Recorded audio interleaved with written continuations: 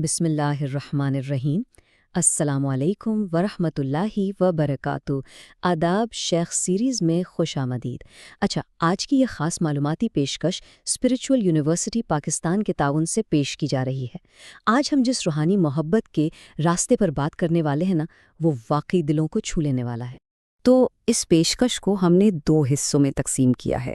حصہ اول ہے آداب رسول صلی اللہ علیہ وآلہ وسلم احادیث کی روشنی میں، اور پھر حصہ دوئم میں ہم بات کریں گے آداب شان اولیاء اللہ احادیث کی روشنی میں۔ یہ دونوں راستے ہمیں سیدھا اللہ اور اس کے رسول صلی اللہ علیہ وآلہ وسلم کی محبت تک لے جاتے ہیں۔ تو چلیں اس خوبصورت سفر کا آغاز کرتے ہیں۔ آئیے پہلے حصے کی شروعات ایک بہت ہی زبردست واقعے سے کرتے ہیں۔ حضرت عبداللہ بن مسعود رضی اللہ عنہ سے روایت کرتے ہیں، ذرا تصور کریں، ایک شخص نبی کریم صلی اللہ علیہ وآلہ وسلم کے پاس آتا ہے۔ اس کے دل میں ایک بڑی الجھن ہے، ایک سوال ہے۔ وہ کہتا ہے، یا رسول اللہ، اس شخص کے بارے میں کیا خیال ہے جو کسی سے محبت تو کرتا ہے لیکن کبھی ان سے ملا نہیں؟ یہ ایک ایسا سوال ہے جو آج بھی ہم میں سے بہتوں کے دلوں میں ہوتا ہے نا؟ اور اس پر آپ صلی اللہ علیہ وآلہ وسلم نے جو جواب دیا وہ واقعی کمال ہے۔ آپ نے فرمایا، قیامت کے روز انسان اسی کے ساتھ ہوگا جس سے وہ محبت رکھتا ہے۔ ذرا رک کر اس بات کی گہرائی پر غور کریں۔ ایک چھوٹا سا جملہ ہے لیکن اس میں کتنی بڑی خوشخبری چھپی ہے۔ سچی محبت کی طاقت کا اندازہ لگائیں۔ بالکل اسی طرح کی ایک اور بڑی پیاری روایت حضرت انس بن مالک رضی اللہ عنہ سے ملتی ہے۔ واقعہ کچھ یوں ہے کہ ایک مرتبہ نبی اکرم صلی اللہ علیہ وآلہ وسلم کہیں جا رہے تھے تو ایک شخص نے بڑی بےتابی سے پوچھا، یا رسول اللہ صلی اللہ علیہ وآلہ وسلم، قیامت کب آئے گی؟ اب دیکھیں، اس پر آپ صلی اللہ علیہ وآلہ وسلم نے اصل بات کی طرف توجہ دلائی اور پوچھا، تم نے اس کے لیے تیاری کیا کی ہے؟ وہ شخص تھوڑی دیر خاموش رہا، پھر بڑی عاجزی سے بولا کہ یا رسول اللہ، میں نے بہت زیادہ نمازیں، روزے یا صدقے تو تیار نہیں کیے، لیکن میں اللہ اور اس کے رسول صلی اللہ علیہ وآلہ وسلم سے سچی محبت ضرور کرتا ہوں۔ دراصل یہی اس کا سب سے بڑا اثاثہ تھا۔ اور اس سچے اعتراف پر آپ صلی اللہ علیہ وآلہ وسلم نے دوبارہ وہی شاندار بشارت دی، فرمایا، تم اسی کے ساتھ ہوگے جس سے تم محبت رکھتے ہو۔ یعنی یہ بات بالکل طے ہے کہ سچے دل کی محبت ہی آخرت کی سب سے زبردست اور پکی تیاری ہے۔ کیا بات ہے! چلیں اب ایک اور حیرت انگیز روایت کی طرف چلتے ہیں جو حضرت عمر بن خطاب رضی اللہ تعالیٰ عنہ سے ہے۔ یہ روایت ایک ایسے راز سے پردہ اٹھاتی ہے جسے سن کر انسان دنگ رہ جاتا ہے۔ یہاں ایک ایسے گروہ کا ذکر ہے جنہیں قیامت کے دن وہ مقام ملے گا کہ انبیاء اور شہداء بھی ان پر رشک کریں گے۔ صحابہ کرام نے حیرت سے پوچھا کہ یا رسول اللہ، یہ کون لوگ ہیں؟ تو آپ صلی اللہ علیہ وآلہ وسلم نے ان کی پہچان بتائی۔ فرمایا کہ یہ وہ لوگ ہیں جو ایک دوسرے سے صرف اور صرف اللہ کی خاطر محبت کرتے ہیں۔ ان کے درمیان نہ کوئی خونی رشتہ ہوتا ہے، نہ پیسوں کا لین دین۔ ان کا مقام یہ ہوگا کہ ان کے چہرے نور ہوں گے اور وہ نور کے ممبروں پر بیٹھے ہوں گے۔ جب سب لوگ خوفزدہ ہوں گے تو انہیں کوئی خوف نہیں ہوگا، جب سب غمگین ہوں گے انہیں کوئی غم نہیں ہوگا۔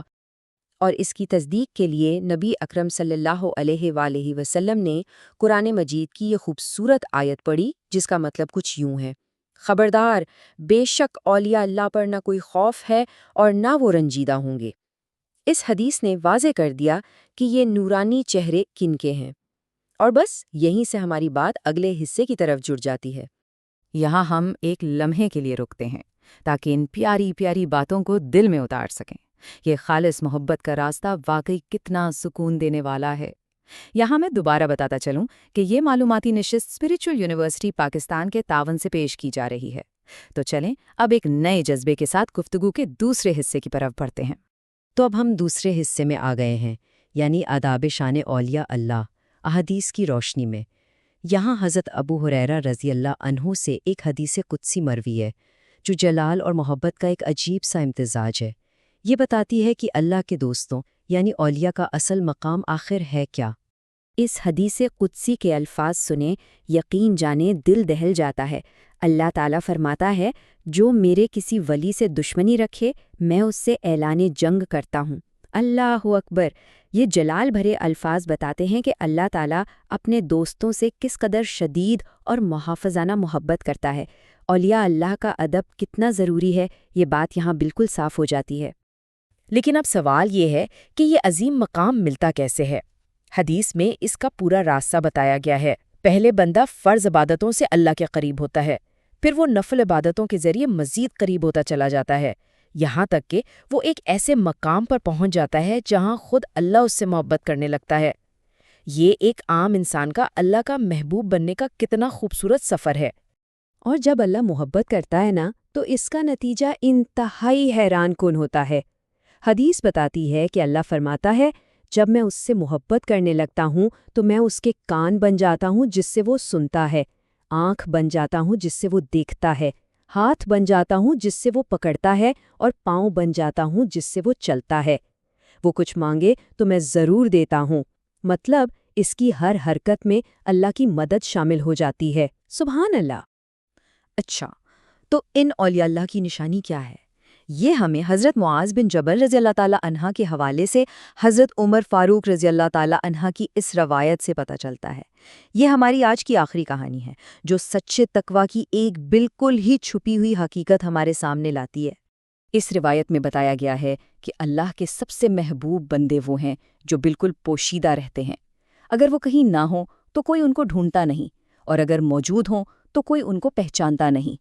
دنیا کی شہرت اور دکھاوے سے کوسوں دور یہ خاموش لوگ اصل میں روحانیت کے سب سے اونچے درجے پر ہوتے ہیں۔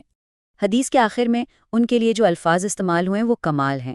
فرمایا گیا، ان کے دل ہدایت کے چراغ ہیں، ایسے لوگ ہر تاریک فتنے سے نکل جاتے ہیں۔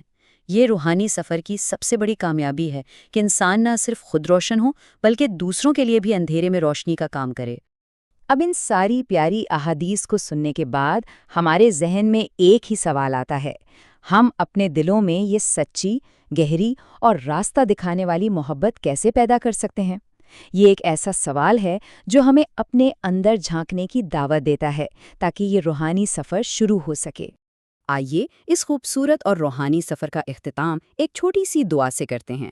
یا اللہ، ہمارے دلوں میں سچی محبت پیدا فرما، فرائض اور نوافل پابندی سے ادا کرنے کی توفیق دے، اور اپنے پیارے حبیب صلی اللہ علیہ وآلہ وسلم اور اولیاء اللہ کا سچا ادب کرنے والا بنا، آمین۔ جاتے جاتے ایک بار پھر یاد دلاتے چلیں کہ یہ پیشکش اسپریچول یونیورسٹی پاکستان کے تعاون سے پیش کی گئی تھی۔ امید ہے یہ علم ہم سب کے لیے بہت فائدہ مند ہوگا۔ مجھے دیجیے اجازت۔ خدا حافظ۔